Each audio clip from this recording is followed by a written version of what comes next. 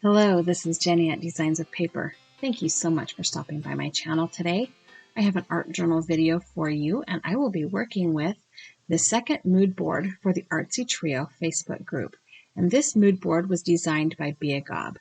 I have been particularly drawn to the color palette, the feather, the brickwork, the lace, kind of the textures of this mood board. I am working on a piece of art mixed media paper that is 5.5 inches by 8 inches roughly. And for the brickwork texture, I will be using this stencil from the Crafter's Workshop. I also will be using some recycled tissue paper that has feathers on it. I am also using some distress paint. This is the color Old Paper, and it is kind of that same color of off-white with a green undertone that you can see in that color choice and in the hydrangea. I have also taken this stamp and die set that I picked up at Michael's quite some time ago and die cut 3 feathers out of mixed media paper, and I will be using some watercolor paints to give them the colors that I want them to be, kind of that dark and light pink. For the lace element, I am using this doily that I've had forever. It's in my stash of things. And for the watercolors, I will be using these Gonzai Tombi watercolors, and I will be using one purple and a red and a gold. To begin, I am adding a layer of texture paste with a palette knife through the stencil. Now this is my same jar of hard, dried out texture paste, and I've got about 1/3 of the jar left, and it's killing me because it is so dried out, but I just cannot let myself throw it away. I feel like I just need to use it all. And to begin with, I did not have my stencil all the way up at the top of the page, and I changed my mind on that. And because the right-hand side of this stencil is made to have a continuous pattern, I was able to just realign that and line up the brickwork in the stencil and just move it around the page so that I can have those bricks where I want them to be.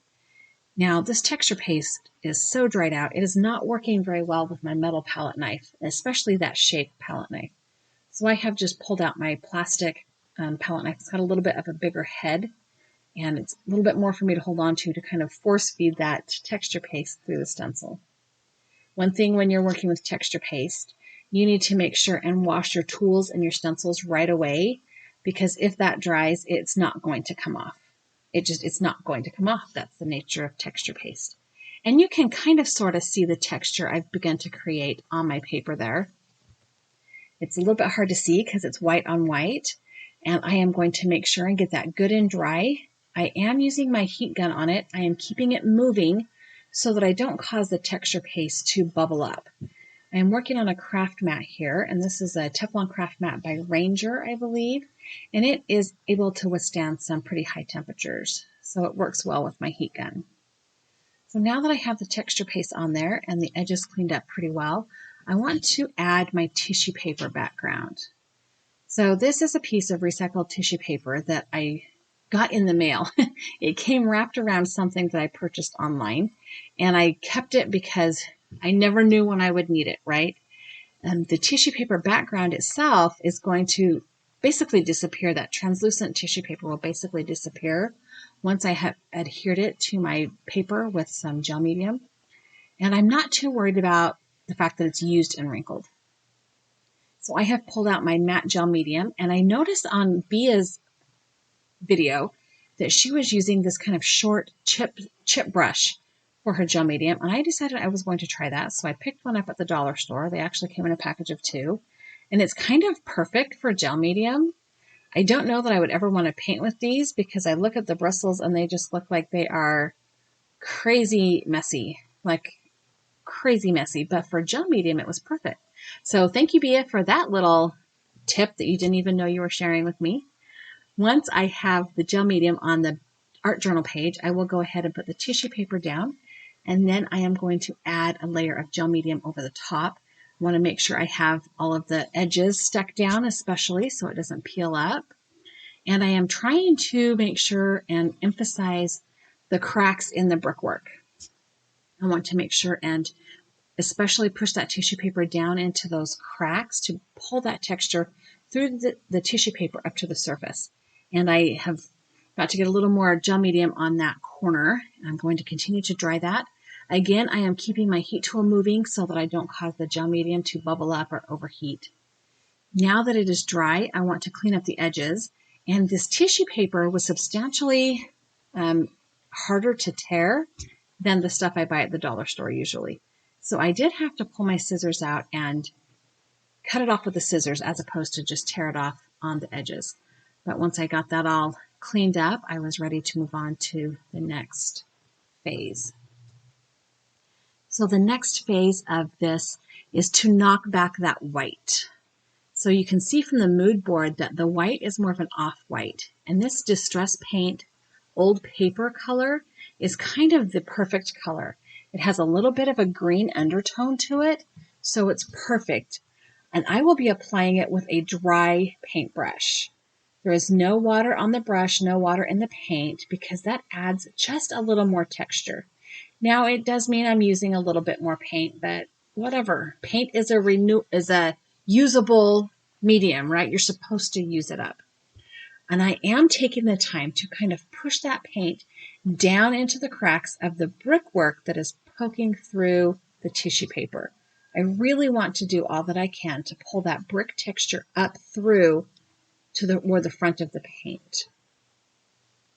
So I am just making sure that that paintbrush goes in between all of the brick layers. And now that it is dry, I have decided, you can kind of sort of see it there. In real life, you could really see it. But I have decided that I like the kind of gray elements to the brickwork in the mood board. So I have pulled out pumice stone Distress Paint, and I am adhering that with a dry brush as well. And I am focusing more on the cracks between the layers or rows of bricks than covering the bricks themselves. And I want to take this smaller dry brush and just push the paint down into that crevice or it's not a grout line because brick doesn't have grout, tile has grout, but you know what I mean. The lines between the bricks. And I am just going over the part of this page that has the brickwork texture.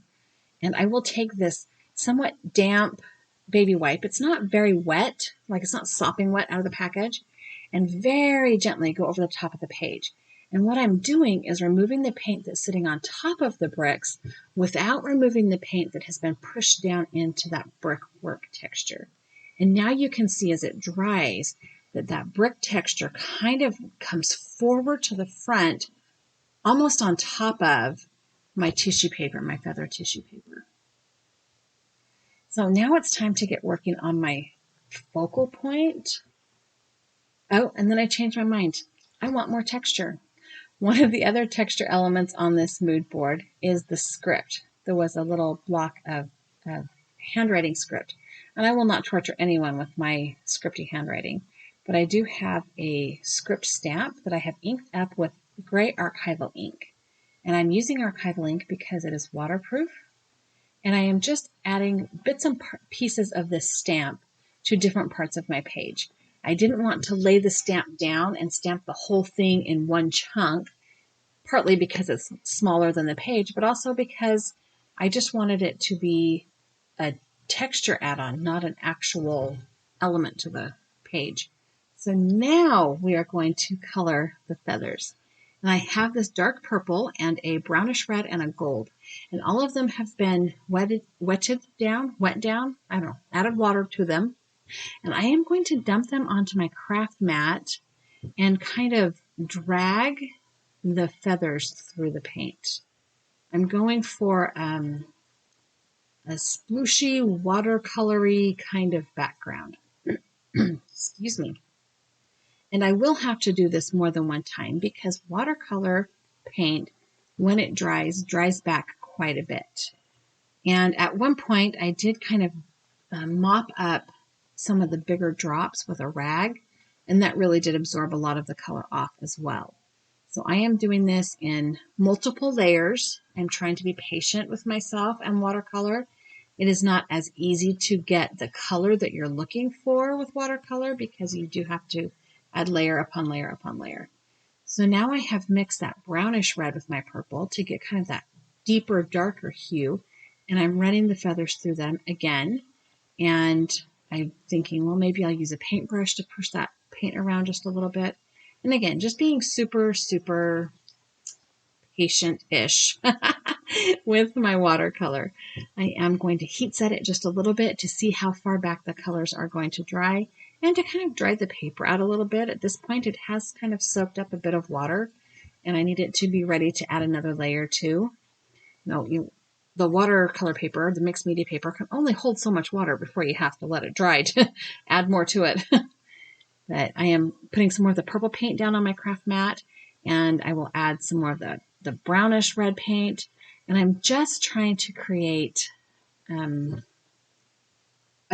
want a darker end and a lighter end to each feather, if that makes sense. Kind of an ombre style look, but I don't want it to be super smooth necessarily. I still want to try and maintain the look or the integrity of the watercolor paints. And we're getting there. I'm starting to really like how this is going. I like that there's some hard edge and there's some soft edge. And I'm just drying them off and adding a little bit more water and adding a little more paint. And now that they are the color of pink that I want them to be, I'm going to add some gold.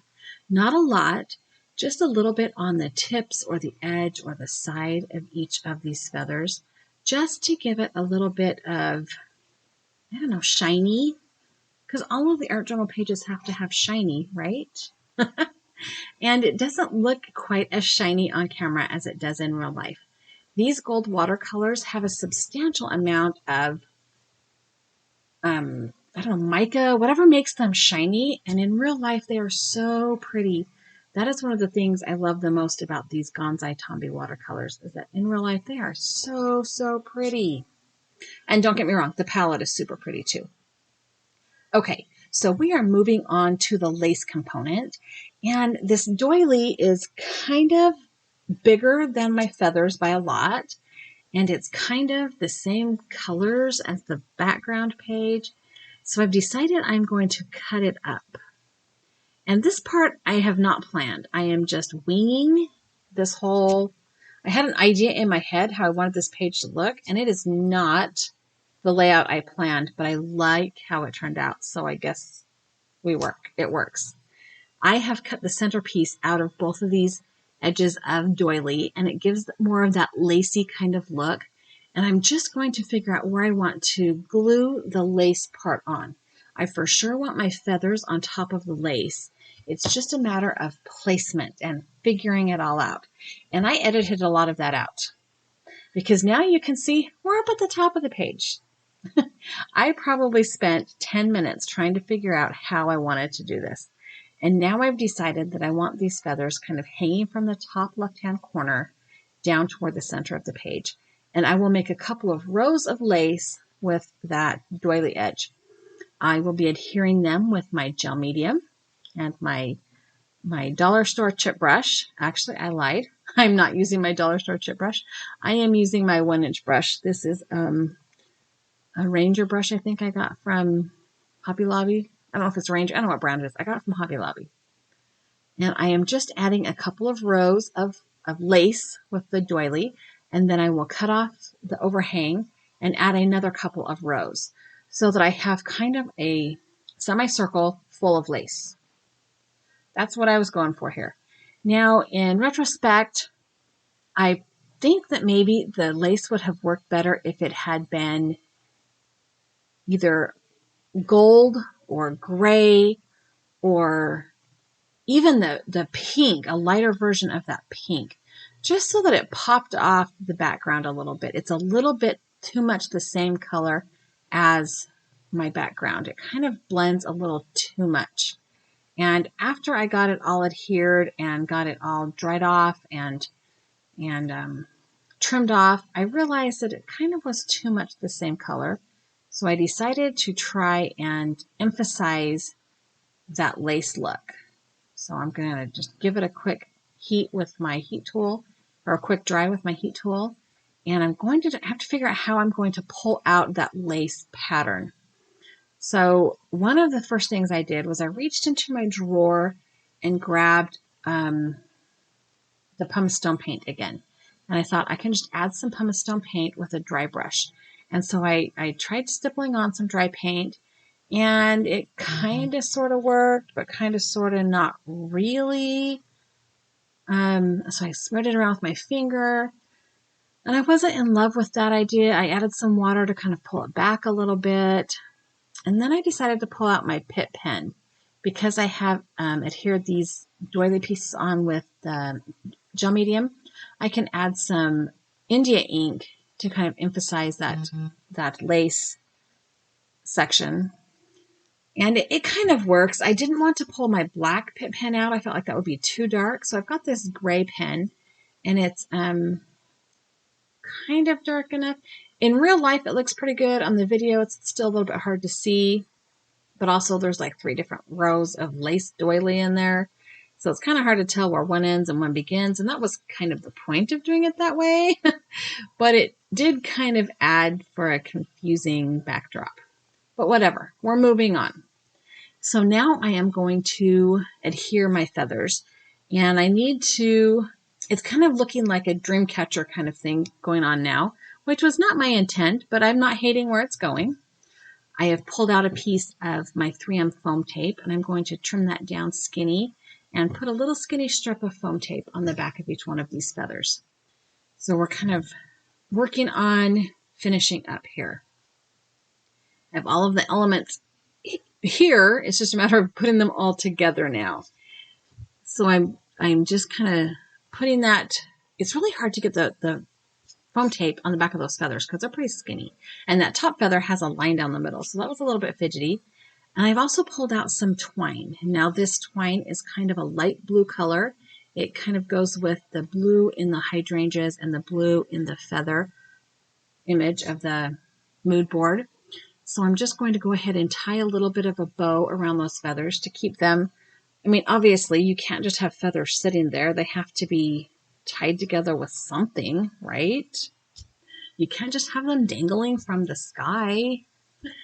So I've got a little bit of a bow tied around here, and it didn't take me too long to fidget with that bow. I did cut a little bit of that out, so you didn't have to see me playing with the twine for too long. And there we go. I'm done fidgeting a little bit. And I've got the lace, I've got the color palette, I've got the feathers, I've got the script, I've got the brickwork. And so all that is left now is to add my sentiment, my quote. So I have a quote here that I've cut out with kind of a torn paper edge. And it says, "If for a while the harder you try, the harder it gets, take heart. So it has always been with the best people." And I love this quote. And I am going to take that white printer paper and knock it back with some of that old paper distress paint. I don't want it to be quite so bright white. And I'm going to and I've printed this out on my laser printer. So when I put the paper over it, it doesn't cover up that toner. Or when I put the paint over it, it doesn't cover up that toner. It knocks it back just a little bit, but you can still read it very clearly. And it is an old typewriter font, which I felt kind of was perfect for this mood board. It's kind of old world, right? You've got the old brick, the old lace, the hydrangea that's nearing the end of its bloom life. I also decided to take this archival ink and an ink blending brush and add a little bit of gray color to the edges. I think this color is Watering Can, I think is the name of this archival ink. And it's just kind of to emphasize the edges of this quote block. Give it something to blend into the background with a little bit, so it's not still quite so stark white. And I am going to adhere this down right here on the back, right here on the bottom right-hand side of my art journal page. My brain is getting ahead of me. And I will just use a little bit of Tombow Mono glue to glue that down. It is a sticky medium. It will keep it in place. It will always also get glue all over my hands, and I'll have to wash my hands a dozen times, but whatever, it works. So here's my art journal page, and all I have left to do is to put the recipe on the back. I love how the brick texture pokes through that tissue paper. I love that the feathers on the tissue paper were already kind of the color of this mood board. I'm in love with the metallic-y bling bling that was created with the watercolors on the feathers, and it just is kind of my jam. I really like how this page turned out. And I like all these old world elements, these kind of oldish elements. So now I need to glue. Oh, no, now I need to sign. I almost forgot to sign my page, so I will sign and date my page. And this is the November mood board. Technically, it came out the last week of October, and it will go to the last week of November. So I have signed it, and I will glue the mood board to the back of my page. Now, later on, before I put this page in my art journal book, I did take the mood board off and put a piece of pattern paper on the back of that. I felt like it was just a little bit dirty, and I didn't want to have all that paint smushy on the back. But that's irrelevant and to the video. You don't ever see the back on the video, right? I have put the recipe card or the mood board on the back of this art journal page so that I can always remember what has inspired me to create this page. I hope you have enjoyed watching my video.